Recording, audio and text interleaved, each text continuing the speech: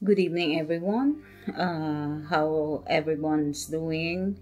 I hope everyone is doing well. Kung nasaan naman kayo naroon dito sa mundo, sa buong mundo. Good evening, good morning sa Philippines. Good afternoon kung saan man banda kayo na kung sino man ang nakikinig nito. Sana ay nasa maayos kayong kalagayan. Anyway, andito na naman ako para magbahagi sa inyo kung ano ang mga ini-experience ko everyday. Actually, there's nothing special kasi medyo mahirap yung pinagdadaanan natin. Siyempre sa mga okasyon na mga ang hirap maalala sa mga time na ito kasi pasensya na kayo sa last kong video. Anyway, tapos na yung yung mga November 1st, kahit papano, nakita ko naman sila, nadalaw nila si nanay ko, pero syempre, magwa 1 year na siya sa 7, kaya November 7, ang bilis ng panahon. Anyway, eto, dito sa tabi ko si baby ko, ayan yung kanyang flower. Hindi na ako video aside from that kasi ang nangyari actually we're planning to go somewhere pero parang hindi kami comfortable to travel kasi parang mahirap talaga, pinipilit lang talaga yung sarili pero anyway, sana ang balak namin talaga nag-off ako from Friday, Saturday, Sunday. Ngayon, 3 days akong hindi nagtrabaho pero napakabigat naman ang katawan ko kaya hindi na lang kami nag-try na mag-travel dapat talaga. Pero dito lang, nag-drive around lang kami para naman may magawa. Lang, kain-kain lang. Yun lang ang ginawa namin for today talagang. Pag ganito na kasi yung panahon, tignan nyo naman, ang dilim-dilim na 5 something lang dito pero look at outside, parang alas 9 na ng gabi. Ganito talaga pag medyo maglamig na kasi 50s na lang ngayon eh. I think 50 something, 55 na lang, ganyan na lang temperature right now. So talagang palamig na. Anyway, babalik lang namin galing sa nag-grocery kami kasi alam niyo naman dito ang mga tao puro panic buying dito. Syempre mag-election kami so we never know what's gonna happen. Everybody are so excited kung ano yung magiging result ng election. But anyway, we don't want to go through that kasi that's politics. Politics is always magulo talaga. So, set aside natin yung mga bagay na yan. Nag-uusap lang ako ng ganyan. I'm just, open the topic pag kayong mga client ko na na-overwhelm ako pag we're talking about yung aking problema. So, I rather change the topic and para makapagtrabaho ako ng maayos. So, sometimes politics na lang, although I'm not interested in politics kahit dito at saka dyan sa atin. Nawala na ako dyan sa ganyan. Natuto na ako na I don't wanna get involved to any, issues.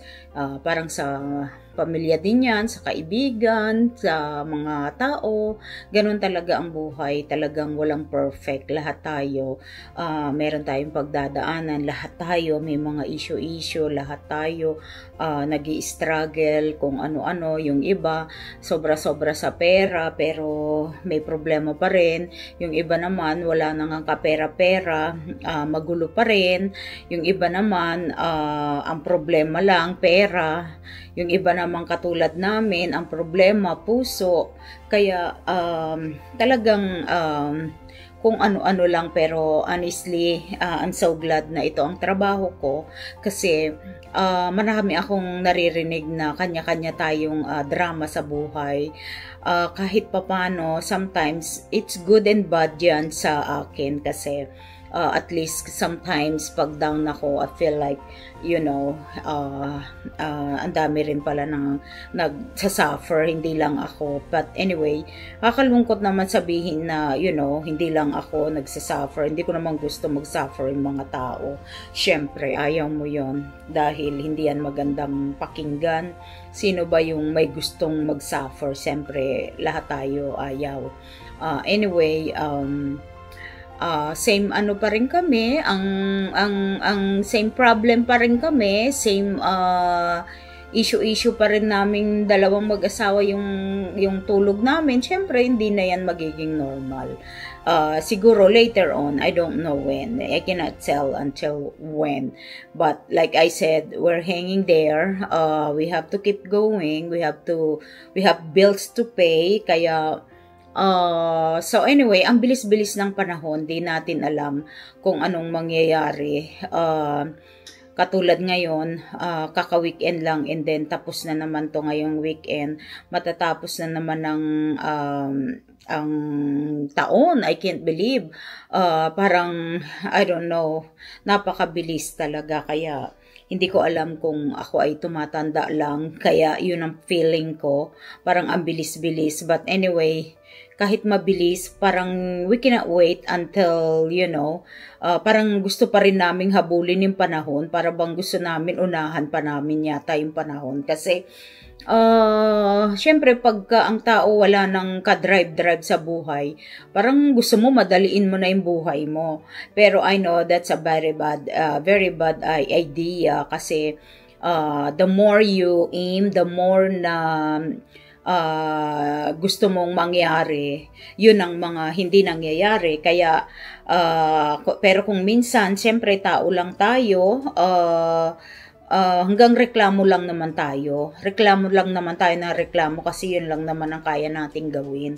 Wala naman tayong kayang gawin sa future natin, kundi magintay kung ano yung mga darating pa. Kasi naintindihan ko ngayon na sometimes hindi naman tayo yung gumagawa ng problema. Talagang yung problema yung lumalapit sa atin. Kaya lang, wala naman tayong choice. Sometimes alam naman natin na it's a bad decision, but sometimes we still keep doing it. Kaya minsan talagang kasalanan din natin kung bakit nangyayari bakit tayo nahihirapan. Pero like I said, may kanya-kanya tayong destiny. Kaya kahit na sabihin nating nagkamali tayo, we didn't mean that. Sino ba yung gusto magkamali? Syempre, walang may gustong magkamali. Syempre, gusto natin lahat tama yung gagawin natin. Kaya lang, like I said, hindi naman natin alam yung future natin. So, we have no choice but to keep going. Wala tayong magagawa, yun talaga. So, anyway, yun lang ang, parang yung 3 days kong nag-stay dito. All day lang kaming, like I said, half day yung asawa ko sa trabaho. So, I stay with my baby. Kausap ko siya. Dinasalan ko siya. Tapos, after that, binisita namin ang parent ng husband ko dahil nakalibing sila doon sa Maryland. It's about like 30 minutes siguro away from here sa amin. Tapos, nagdala kami ng bulaklak para sa kanila at saka birthday rin kasi ng mother-in-law ko. At so sad kasi yung birthday niya is araw ng mga wala na sa mundo. So, sinanay ko rin naman, close na rin. Parang, it's so sad talaga. Nakakalungkot. At tapos, ngayon darating yung Thanksgiving. Alam niyo, ang Thanksgiving is very, very sad yan sa feeling ko talaga. Kasi that's the last time I saw my daughter. That's the last time na parang sinadya ng panahon na talagang kami ng anak ko ay magkakahiwalay talaga. Napakasakit kasi hindi ko nagawa lahat yung dapat kong ginawa para sa anak ko kasi napakaiksi kasi ng time niya and I'm not expecting na she's not gonna stay long dito sa amin.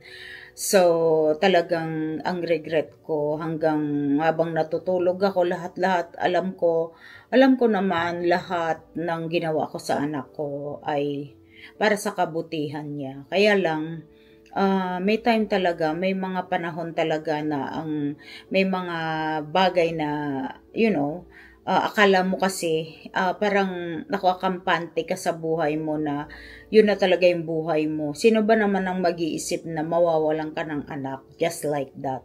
Kaya ang sa akin, kala ko andyan lang lagi yung anak ko. So, yung pinakalas namin, ina-expect ko magkikita kami ng Christmas pero hindi pa rin nangyari kasi nagkaroon siya ng COVID that last Christmas ng anak ko bago siya mawala. Kaya ang ine-expect ko lagi ay magkikita pa kami. Kaya ito nagtanda ako eh. Para bang every day is my last day. Kaya lagi akong kung ano man ang pwede naming magawa, ginagawa ko na kasi para hindi sayang yung panahon. Although kahit anong panghihinayang ko, walang babalik, walang mafi-fix. Kaya talagang pag may darating na ganitong may maaalala ka, para bang pinaparusahan mo lagi yung sarili mo. Ako, lagi kong pinaparusahan ang sarili ko eh. Alam ko namang hindi dapat, pero wala akong control. Talagang lungkot na lungkot ako pagka may mga ganitong panahon na darating. Pero alam ko naman na talagang yun ang mangyayari dahil talagang preparasyon yan.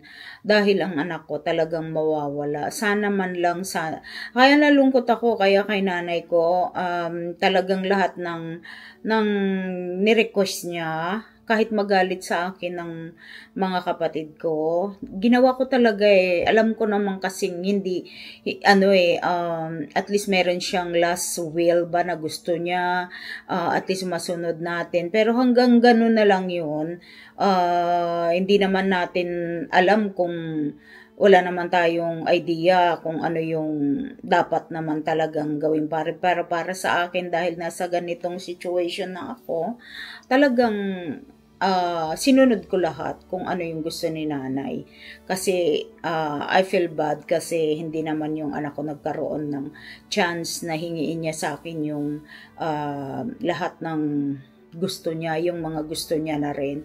Kasi actually, ang dami kong binabalikan ko yung text ng anak ko. Ang dami-dami kong ino-offer sa kanya na nire-refuse niya lahat. Para bang something is gonna happen talaga na talagang lahat yon hindi ko nagawa. Para bang like yung pinakalas niyang sa akin, request na yung mga makeup yon dahil pupunta ako doon sa paborito niyang bilihan ng mga Korean product. Imagine niyo, 3 message niya hindi ko nakuha. The next day ko pa nakuha dahil something wrong with my phone. Hindi siya pumapasok yung mga messages. Pero pati yung mga bagay, iniisip ko, bakit di ko nagawa? Tapos, tinatanong ko siya that time kung pwedeng, kung okay siya, okay naman daw siya. Kaya, apakasakit. Sana, sabi ko, na-change ko yung time. Sana, instead na birthday ko pa siya pinuntahan, sana yung birthday ko na lang mas earlier. Kaso nga, hindi nga ganun kadali hindi nga natin sila pwedeng basta i-surprise na lang. We have to ask a permission kung gusto mo talaga at kung papayag sila, kung okay sila na nabisitahin mo. Kaya wala talaga, kahit anong ko talaga, sumasakit talaga yung ulo kong isipin na bakit ganun, bakit, ang daming bakit, pero alam ko namang wala namang kasagutan. So anyway, yun lang naman ang hirap na hirap ako talaga. Na alam ko namang kahit anong gawin, wala naman tayo talagang sisisihin. When your time come, kahit anong gawin mo pa sa tao, pag mawawala talaga sila. Kaya, alam nyo, ako, kahit na sabog ang puso ko, hindi ako siguro pinipigil ko yung sarili ko na minsan sasabihin natin kailangan, we have to do something, you know. Pero, like I said, I cannot, you know, do anything dahil ayokong magalit. Ayokong magkaroon ako ng doubt sa utak ko. Ayokong magkaroon ng, you know, magagalit ako at masisirain ko yung buhay ko just to figure out kung ano yung mga dapat na malaman ko, or you know. Kaya napakahirap talaga. Napakahirap dahil tinuturuan ko yung sarili kong maging kalmado, tinuturuan ko yung sarili kong wag nang halukayin kung ano-ano pa. Pinipigilan ko yung sarili kong magdig ng kung ano-ano, at saka tinuturuan ko yung sarili kong hanapin kung i-figure out kung meron pa talagang pati yung second world, kung talagang totoong may second life o whatever. Talagang pinipigilan ko kasi alam kong it's not gonna happen. That's really impossible yung mga gusto kong mangyari, but until now, honestly, I feel like I'm just dreaming. I'm having a nightmare na someday magigising ako na nasa katotohanan ako, pero hanggang gano'n na lang ako. Kaya hintayin ko na lang kung ano yun din yung plan sa akin ng Diyos, kung totoong may mga plan talaga tayo sa buhay. I don't know what to say. So anyway, medyo rough ang mga vlog ko this time. Hindi alam ko, I'm not in my you know, my mind na it's not clear, but I'm just trying to, you know, talk to everyone, and I don't care kung minsan, syempre may mga taong may maiirita sa akin, may mga taong maiinis talaga dahil I keep, you know, saying same over and over. But like I said, this is my way to release my pain. At sa akin naman, sa mga tao, para makita nyo lang na kahit anong reklamo ko, kahit na anong you know, gawin ko, kung hindi mangyayari. So, hanggang doon na lang ako. I'm just wanna, you know, i-let out ko lahat ng nasa puso ko dahil ang hirap mag-hold ng nararamdam mo, ng dinadala mo sa puso.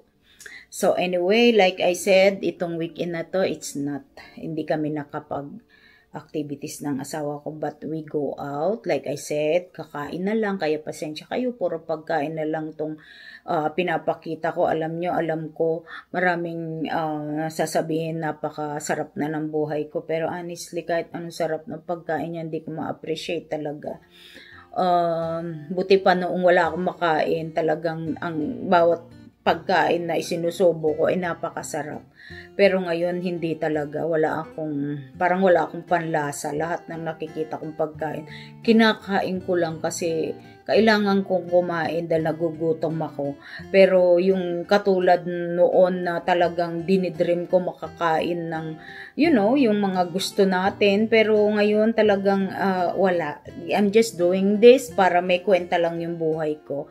Hindi yung napaka-bitter ko. Anong ginagawa ko? Nagtatrabaho ako. Tapos hindi ko mabili yung gusto ko. Hindi ko makain yung gusto ko kainin. Parang hirap talaga, kaya magpapasensya na kayo talaga. Ito talaga ang buhay ng mga katulad namin. At alam kong yung mga taong may pinagdadaanan na katulad ko, I'm pretty sure they will understand. Pero sa mga taong hindi nila na-experience ito, talagang I'm so sorry kasi hindi nyo talaga ako maiintindihan. Talagang maiinis talaga yung ibang tao, kaya pasensya na lang. Anyway, I'm so happy na lang na may YouTube, na merong social media, so I can talk to to the people, kahit na alam ko namang wala naman akong maitutulong to everyone, lahat financially, mga kung ano-ano pa, pero sa mga tao lang, like I said, na namumroblema or meron silang pinagdadaanan or meron silang na-experience na like nawalan sa buhay, just keep going. Yun lang ang magagawa natin, wala nang iba. So ayun lang. Okay? So, bukas trabaho na ako. So, kaya nagsalita na ako ngayon kasi tomorrow marami na naman akong gagawin. Start na naman ang another week. Trabaho na naman, but it's okay. At least busy ako during weekdays. Okay? So, thanks again everyone. At sana po, anyway, marami pala akong naging subscriber for this week. Kaya, I'm so happy, I'm so glad na meron pa rin kahit isa, dalawa na subscribe sa akin. At saka maraming salamat sa nagme-message sa akin, especially si Melinda, shout out to Melinda. Thank you so much for all your support. Thank you sa mga comments. I'm so happy na binibigyan mo ako ng motivation na na kahit papano ina-appreciate mo lahat tong mga sinasabi ko. So I am very happy na kahit papano merong nakakaintindi sa akin. At sa mga taong, sino man nanonood na to, thank you so much. Thank you sa pag-subscribe, thank you sa pag-like and love. Sana wag kayong magsawa. Okay, so take care everyone, and you can comment below para makapag-engage din ako sa inyo. At saka sa mga taong hindi pa nagsasubscribe, please do it. At saka don't forget to hit the notification para updated kayo sa lahat ng mga video ko. So pasensya na muna kayo. Hindi bale pagka hindi na siguro ako nag-work, I can I can fix my my video and my content ng much better sa katulad ng mga ginagawa kong pasingit-singit lang. Okay, thank you so much and God bless us all. Take care. Bye.